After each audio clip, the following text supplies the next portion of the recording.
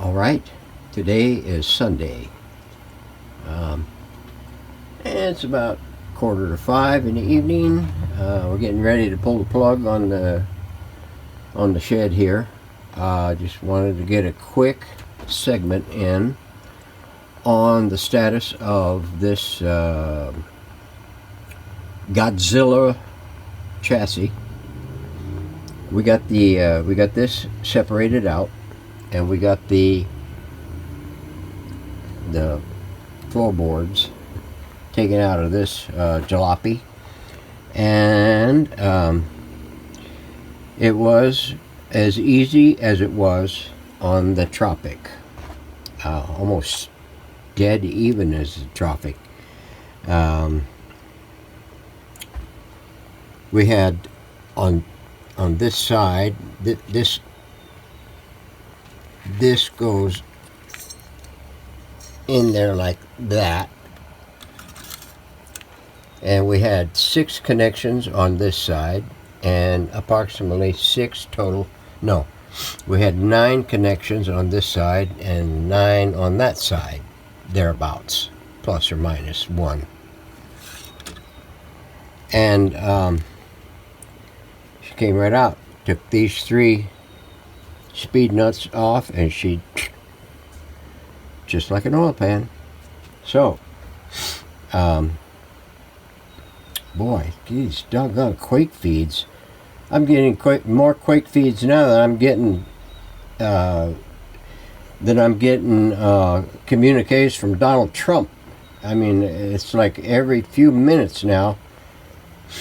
The Philippines is just a rocking over there. I mean, they're shaking, rattling, and rolling over there.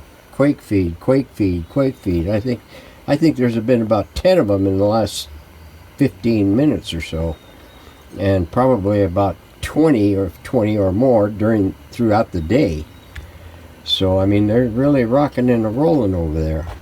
So anyway, back to this.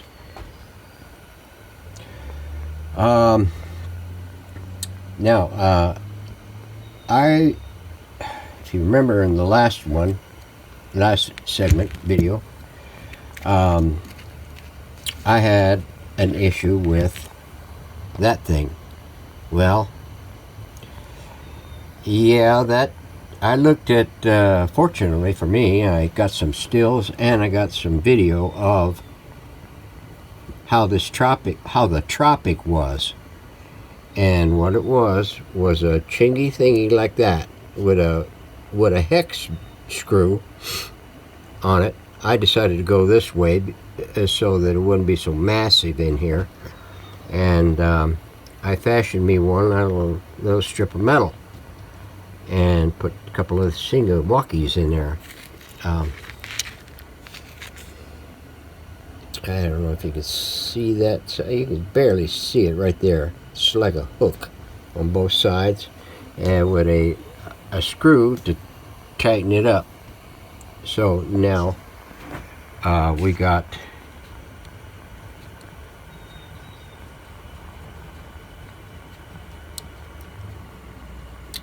you can't tell it too much in here because of the things in the thing, but you can tell it here on the end where the rod sticks through that it's going back and forth. So anyway, yeah, that was a piece of cake there. So all I did was cut me a strip of metal the length that I figured I needed and allowed for bends, and then beyond just the thickness of this bar here, put grooves into it with my Dremel tool with a cut wheel, and did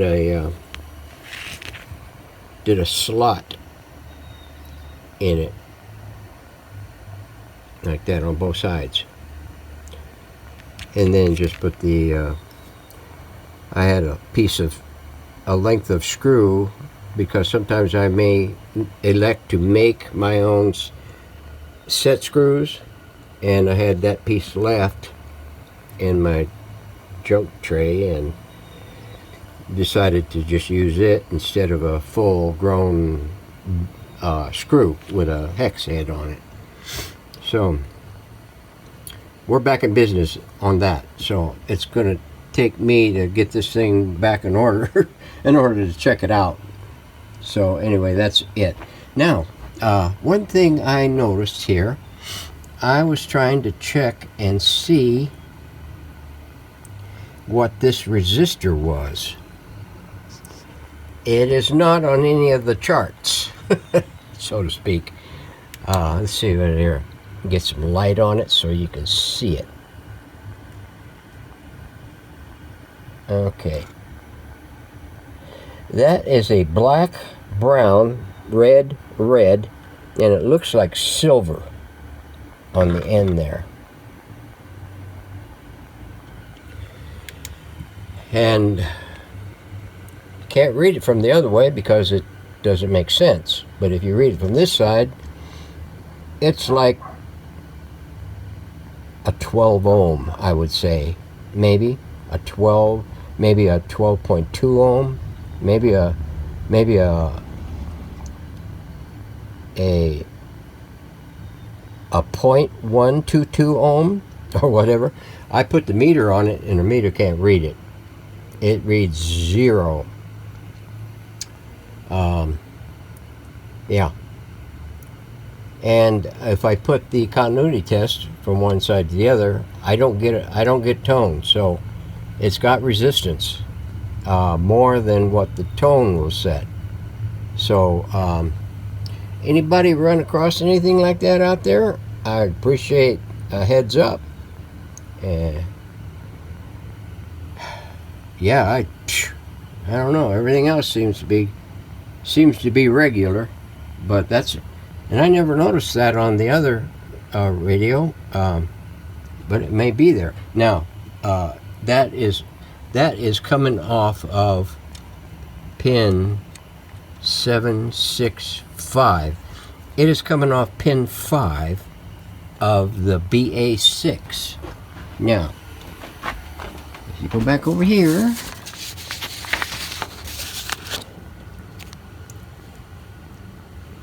and see if I can get over here so I can get out of the doggone way. You know, let's see. Let's get the right one up. S7 BA6. Let me scoop in here. Okay. Where is pin 5?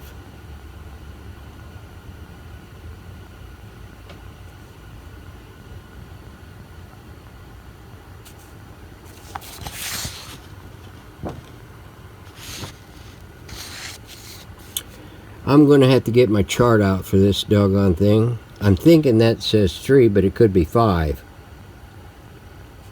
That could be 8, but it could be 5. Let me double check my chart and see what the heck it is. Because I'll tell you, I don't... Sorry for all the blinding light and everything. I do not see any tiny resistors in here. I see a 1.8 meg and a 22K, and that's just about it for that. It runs off the page and comes over to here. There's a 22K there, but that's not part of that circuit. Here's a 1.5 meg. I think it comes down through here. 470. Nope. Nothing. So I'm going to have to check on that thing and see if that tube, what that tube pinout is, because it's that thing there kind of scuttle-butted me. You know what I say about butts? All right. So that's pretty much all I wanted to cover on this segment. So we'll see you on the next section. We're going to cap it for the day. All right. Another day, another dollar in the hole. It's 1:45 in the afternoon on Tuesday, the 5th of December. This is the following day after the previous segment. And we managed, after pulling that out, getting that tuner fixed for the band spreads, we've got it flipped up. We're preparing to do the recapping, and there are 17 caps that we're going to swap out here. That is paper caps. The electrolytic caps, we're going to do 6 of those. There's 3 in this can, and there's 3 in that can that are going to be changed out. I don't think I'm going to restuff these cans. Looks like there's enough room in here that I can get some mini terminals on the chassis here and make the swap over. This is going to be relatively simple. 3 separate wires there, 1 for the B minus, and then we've got a resistor, 2 resistors, a bare wire, and could be a chicken wire, but I think it's a bare wire, and 2 other wires, and a B minus on that to swap over. So I think I can squeeze that in, if not on this vertical thing here, or on the chassis base. This one over here, I think I can eke in right here in this space. Yeah, we did pull the transformer, the power transformer. There it sits, right there. There was enough lead length on this, so I could manage to clip it without having to frustrate myself and burn up any terminals on these sockets in order to extract it. It needed to come off because clamshell is going to get refinished, and the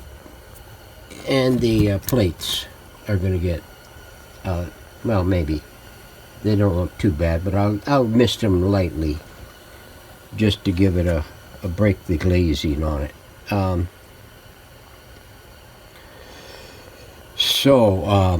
a lot of black beauties in here. I don't know why that is. We got at least one that I noticed. One disc capacitor right down in there. I don't know why they did that. I don't know.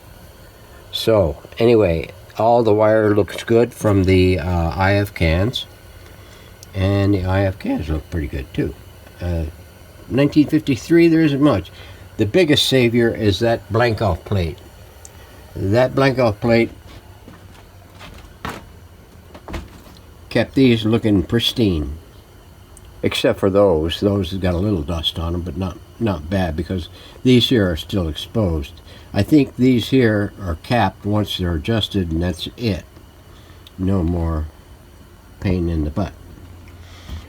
So give you a look to the top side. There we are.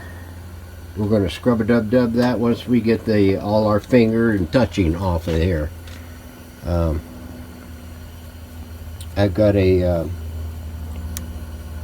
thingy-walkie missing here.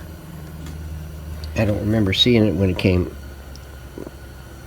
Don't remember seeing it when I pulled the tubes off, so we'll have to go through and see what we got, what we can find. So anyway, it's pretty much it in a nutshell. We're going to cap this off, and we'll see you on the next video. So thanks for watching.